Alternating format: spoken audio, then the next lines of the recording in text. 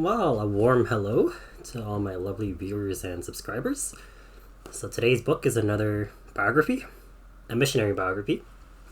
So it is David Brainerd, A Flame for God by Vance Christie.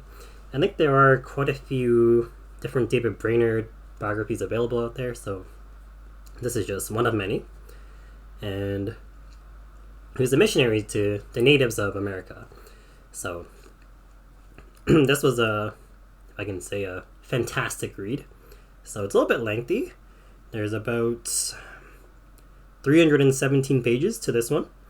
And really, it's a biography that follows David Brainerd, and it quotes him quite a bit. But what I found helpful was that it talked about his background, so his conversion story and his studies, and then his call to ministry. And there you just see this like steady progression of, how did David Brainerd, just have this call to the natives. And then what was their response? What was it like ministering to them? All the difficulties that he faced. The book just catalogs it all. So I found this to be an incredible read, because if you saw my video on Robert Murray McCheyne, you just know about McCheyne. He also passed away at the age of 29. So McCheyne passed away at 29 from, I believe, like a fever. Brainerd, he passed away at 29 from tuberculosis. So I'll make a little more of a mention of that towards the end. But you sort of wonder, these men who had short lives, 29 is quite short. If I'm 29 now, then I'd be dead too. But they died at this young age. But during their short period of ministry, God uses them just so powerfully. So there's lots to be learned from their lives, and very grateful that this work was published. So I'm not going to give you an overview of the table of contents, because really it's in a sense you should just read it yourself, but the table of contents really just follows his life. So it just follows his conversion, his studies, and then his call to ministry. And what I am going to do is give you a few excerpts from the book. Not too many, as I mentioned in my update video. Just going to give a few. So the first one really captures David Brainerd's spirituality. And I wonder if I read this out to you, if you wonder, does this thought cross your mind, right? Is this guy just too spiritual? Is he just being pious? So let me show it to you. So let's start from over here. The next day he rode to New Haven, where he was comforted to pray with some of his friends and to hear of God's goodness to them, since he had last seen them. But throughout the course of that week, he was distressed by the pride and enmity and vileness of his heart, as well as greatly exercised by the lack of opportunity to spend time alone with God. Thursday evening, he wrote, had some refreshments and comforts and religious exercises with Christian friends, but longed for more retirement. Oh, the closest walk with God is the sweetest heaven that can be enjoyed on earth. Similar sentiments would appear repeatedly in his diary in the years to follow.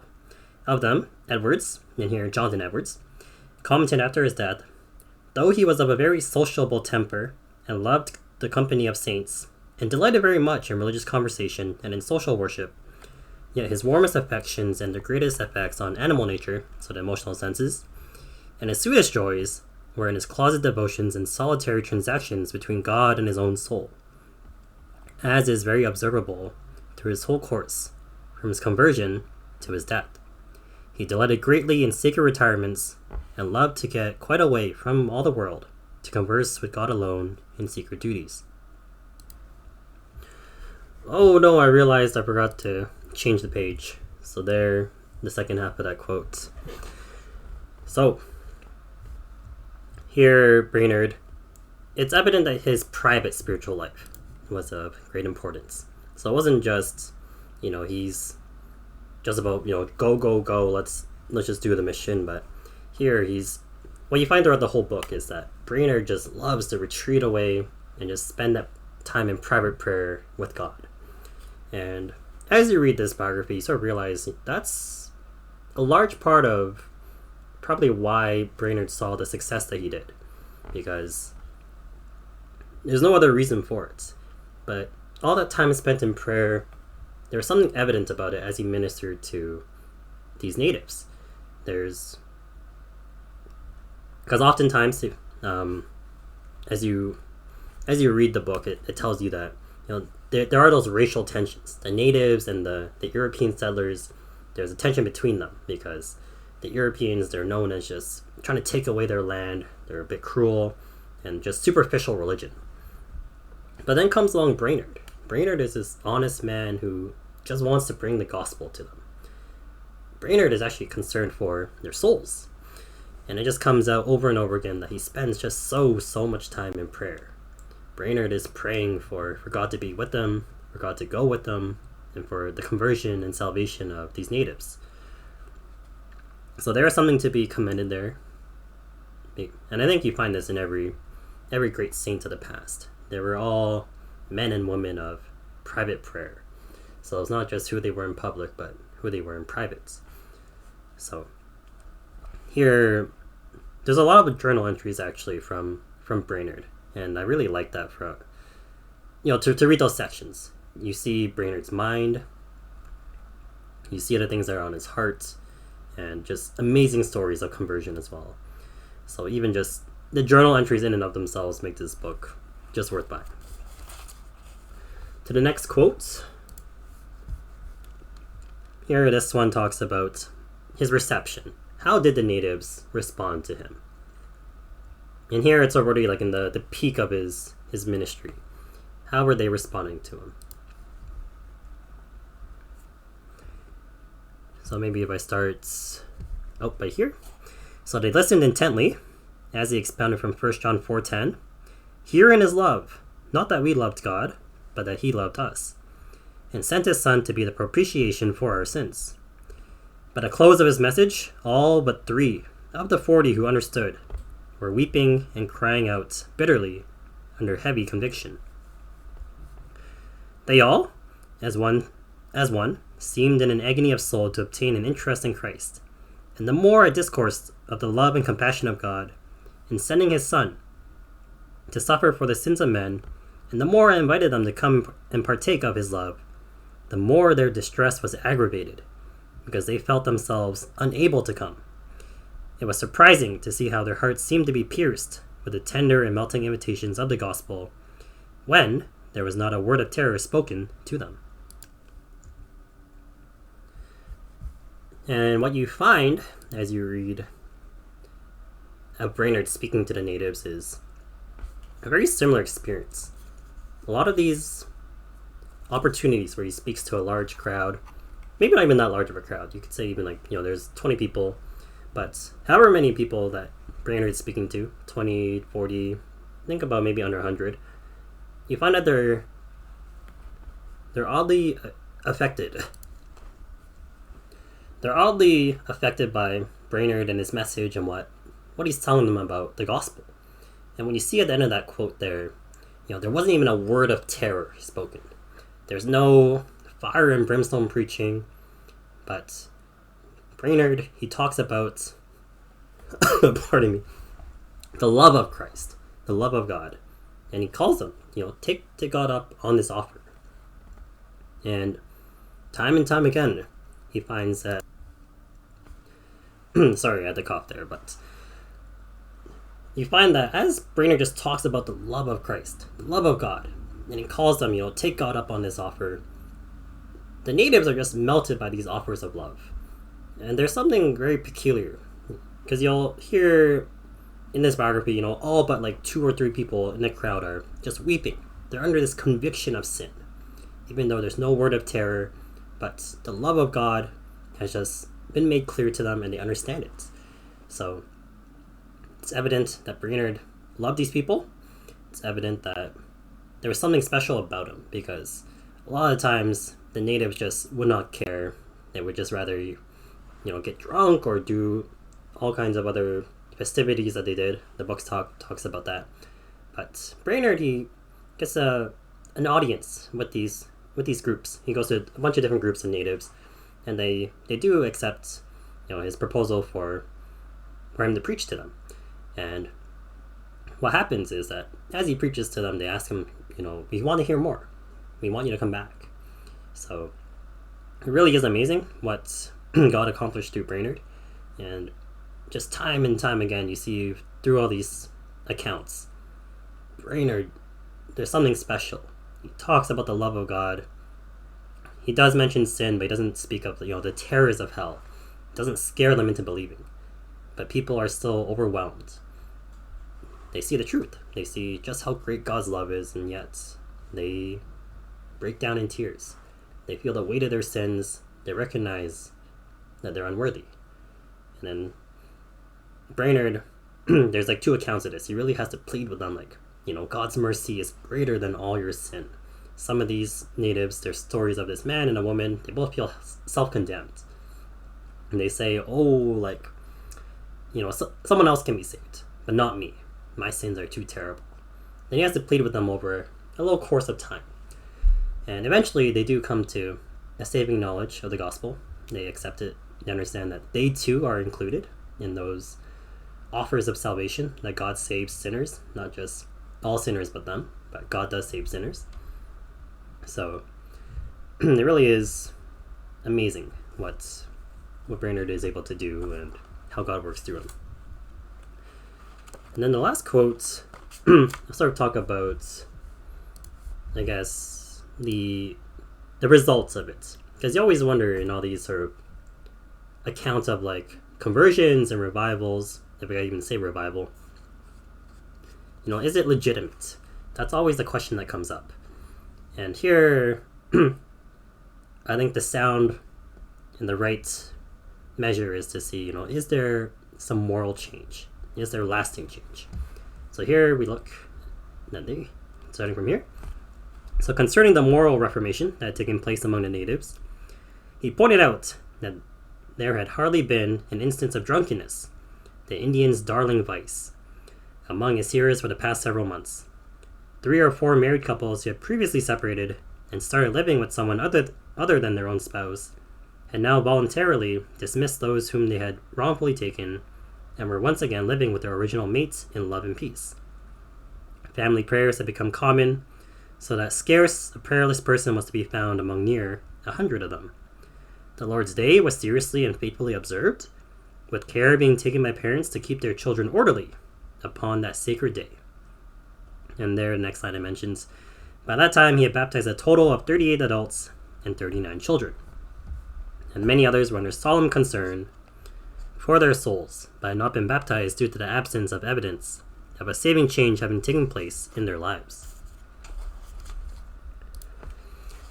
So full disclosure, like McChain, David Brainerd was also Presbyterian, so he did baptize children, but as the quote makes it clear, it's not like he's just ready to baptize anyone instantly, but he does want to see a credible, he wants to see evidence of saving faith. So that's interesting there. But you see from the bigger chunk of that quote, there is a big change, because for the natives, drunkenness, that was the easiest way for the Europeans to just take their land. Get them drunk and then make them sign off that deal. Then their land there's a land transfer. That was the easy way. And that was the weakness of the natives. But now, after this Reformation, after the gospel has come, there's no more drunkenness. Drunkenness has gone down quite a bit. We see with remarriage and divorce, things have been restored. Even the Lord's Day. You consider that today, right? How many Christians even, honor the Lord's Day?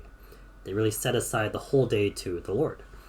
And if we're honest today, right, in North American culture, it's more rare. There's been a loss of this sense of, Sunday is the Lord's Day, it belongs to the Lord, and there's church service, and then all of a sudden it's just, let me spend the rest of the day doing whatever. But in times past, right, everything would be closed, malls, everything else would be closed on Sunday. So the church, you go to church for the morning service, probably have lunch and fellowship with other Christians, and then you probably return for an evening service. So the Lord's Day was meant to be totally consecrated to the Lord, fully devoted to the Lord. But now we see, a change in times. The Lord's Day is not quite as honored as it used to be. But here you can see that there was lasting change. It wasn't just a superficial, like, oh yes, I believe, but it was, the gospel has come, it's come in power, and there's evident change. These people have changed. If you read stories of other revivals, you'll know that lasting revival, there is always, a change in behavior, change in moral behavior. It's never just, just a confession from the mouth, but action as well accompanies that. So, Brainerd, he did have a lasting ministry. There's many stories of just natives who were converted, even ones who had a terrible, experience with the white man, so to speak. They had relatives that were abused, were robbed of land, mistreated, but when they saw Brainerd, when they saw his great love and his honesty, they were changed, and they believed him when he told them the gospel. So God really did do tremendous things through David Brainerd. I guess some closing thoughts on this book. Highly do recommend it. I think it is always so encouraging to read missionary biographies. There's, well, not just missionary biographies, but just biographies of just great saints from the past. But biographies, they just show you, these are people who are on fire. That little subtitle there, a flame for God. David Brainerd, he was a flame for God. He wanted to do everything for the Lord. He, in other parts, he avoided, bad company. He felt that it just dulled his soul. But, he was just committed to the mission. Whenever he could, he would go and try and preach, even when he was sick. So even in his dying days, he was young too, but he was quite sick. He really wanted to preach whenever the opportunity was available, whenever people requested. And there's just such a need. So Brainerd, he was just fully devoted to advancing the gospel. As well, it's very insightful because this book, there's a lot of journal entries of just his own personal thoughts. And there you can see he battles with sin. And he speaks of his own pride, of his own depression. There's these battles within him, how he just recognizes the evils of his heart. He's discouraged as well. He thinks of himself as a poor preacher, though Jonathan Edwards says that he was actually quite good in the pulpit. But he constantly, sort of bemoans, I was so weak for the Lord. Even though he probably was preaching quite powerfully and effectively. But it makes him seem like a very real person. He wasn't just some super person out there that's, beyond ordinary people, if I could put it that way. But David Brainerd, he was a man just like us, beset with many weaknesses, but fully dependent upon God. He trusted that God could do all that he's promised, and he took him up on that in prayer. So Brainerd, he just prays often, and the book will tell you over and over too, sometimes he would just be going to this new settlement of natives.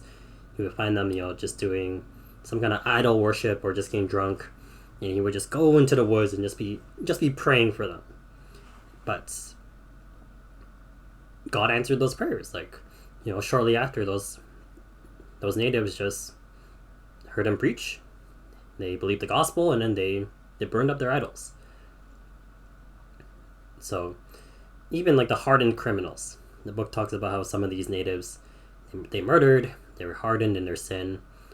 When Brainerd just preaches, their hearts melt. They understand the gospel, and they become Christians. And there's a visible change that even, other natives, they see them and they're like, wow, what has happened to such and such a man? So, who do I recommend this for? A little bit of a longer read, but, if you're lacking like a zeal or a desire to really live for the Lord, highly recommend reading David Brainerd. If you're wondering, right, how can I better serve God? Again, just read David Brainerd. You see this man prays, then he acts. But what's important is he actually does pray in faith. He's spends so much time in prayer and just in good company too. He doesn't waste his time. So it's unfortunate that he passed away at the age of 29, very young. But again, you just wonder, right, if they had more years, how might God have used them? And even for myself, it's just, what have I done in 29 years? I wish I was more effective. I've been a Christian for, 13 or so years. I wish I was more effective. So, not that I have a death wish, not to knock on Presbyterians, but him and McChain, both Presbyterians, died at 29. I'm hoping to live a little bit longer and hopefully, be of some profit to the Lord.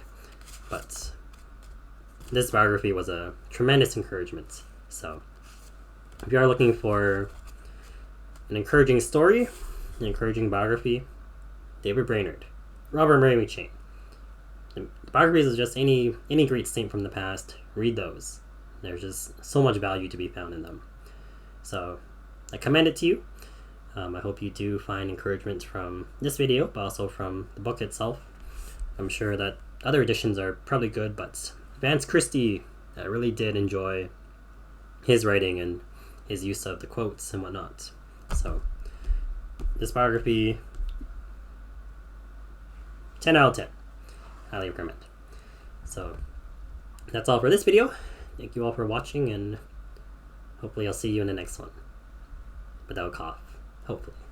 Grace to you all in peace.